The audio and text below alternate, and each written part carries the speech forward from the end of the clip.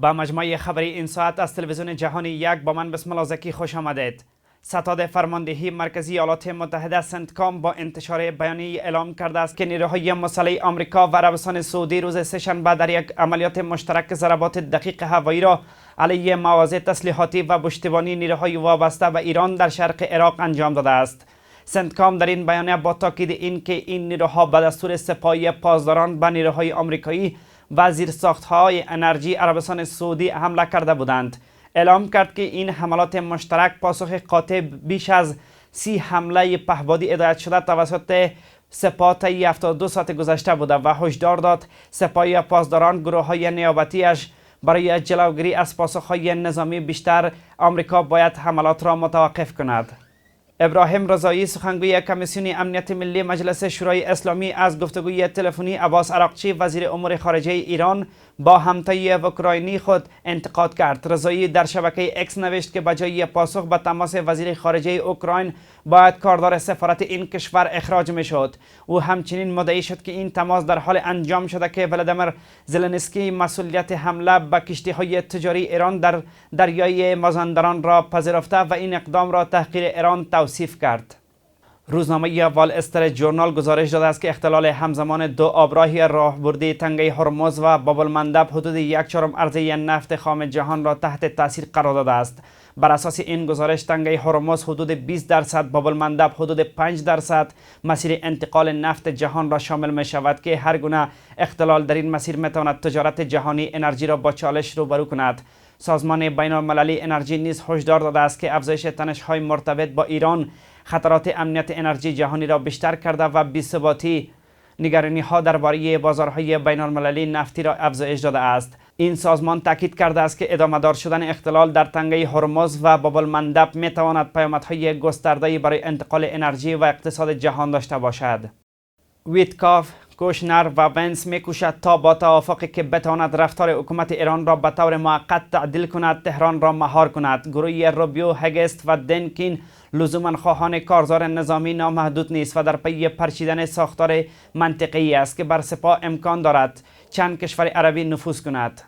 با گزارش خبرگزاری رسمی عربستان سعودی، واس شاهزاده محمد بن سلمان ولیعهد عربستان سعودی در تماس تلفنی با پدر سانچز نخست وزیر اسپانیا راههای تقویت همکاری‌های دوجانبه و موضوعات مورد علاقه مشترک را بررسی کند. در این گفتگو نخست وزیر اسپانیا با محکوم کردن حملات شبه نظامیان حوثی‌ها به کشتی‌های عربستان سعودی و تهدید امنیت دریانوردی در دریای سرخ تاکید کرد. کشورش به طور کامل در کنار عربستان سعودی ایستاده و از تمام اقدامات این کشور برای حفظ امنیت حاکمیت و حفاظت از منافعش حمایت می‌کند.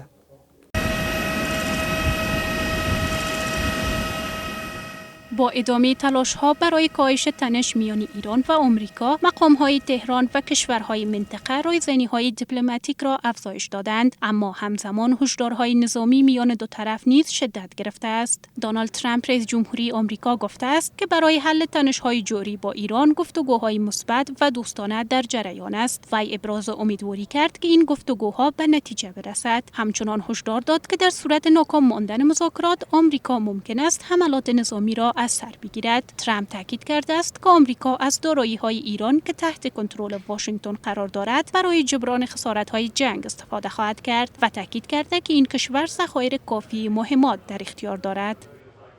And so we're building that up, but we have a lot of the mid-level stuff too.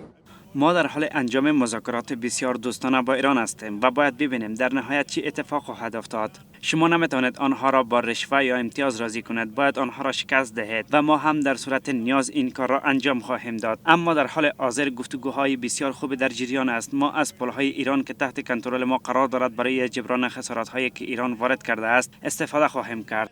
همزمان قرارگاه خاتم الانبیا در ایران هشدار داده است که در صورت تکرار محاصره دریایی بنادر این کشور از سوی آمریکا، تهران آن را گسترش جنگ تلقی خواهد کرد. این در حالی است که سنتکام در روزهای گذشته اعلام کرده بود عملیات محاصره دریایی و جلوگیری از فعالیت کشتی‌های مرتبط با ایران همچنان ادامه دارد.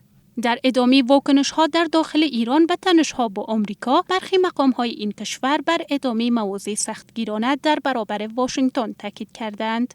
حمیدرضا حاجی بابایی نایب رئیس مجلس ایران گفته است که تهران هیچگاه با آمریکا به تفاهم نخواهد رسید و نباید اجازه داد واشنگتن هر زمانی که بخواهد جنگ را آغاز و هر زمانی که خواست آتش بس اعلام کند. وی همچنان درباره تنگه هرمز گفته است که تصمیم گیری درباره این آبراه بر اساس خواست مردم، رهبری و مصوبه مجلس انجام خواهد شد و ایران از مواضع خود عقب نشینی نخواهد کرد. همه باید بدانند که تنگه هرمز بر اساس اراده ملت مبعوث و رهبری و مصوبه مجلس شورای اسلامی به نیابت از مردم مبعوث رقم خواهد خورد. اوکراین اخطار می‌کنیم هر گونه شیطنت از طریق پیمانکار شما در منطقه و دریای خزر پاسخ پشیمان کننده ملت بزرگ ایران رو به دنبال خواهد داشت.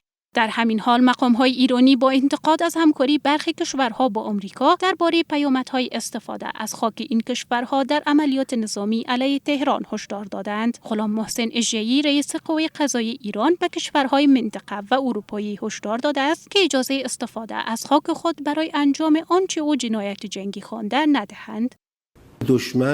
دشمنه، نه خواب میره، نه دست برمی‌داره، نه بله هر وقت به استیصال برسه سعی میکنه ترفند جدیدی رو بزنه. این ممکنه چون از روی استیصال، اما به هیچ وجه از نقشه‌ای که برای نابودی حق داره دست بر نمیداره که نه شیطان صفت‌ها هیچ وقت. و امروز هم به هیچ وجه ما نباید غافل بشیم.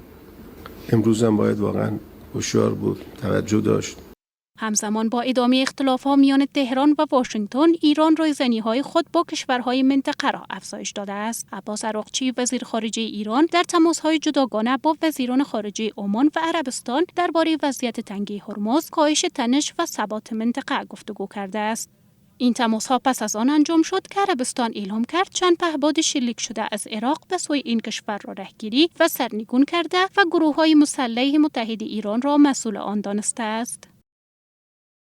این بود خبرهای این ساعت از تلویزیون جهانی یک. وقت بر همه خوش. الا نگهدار.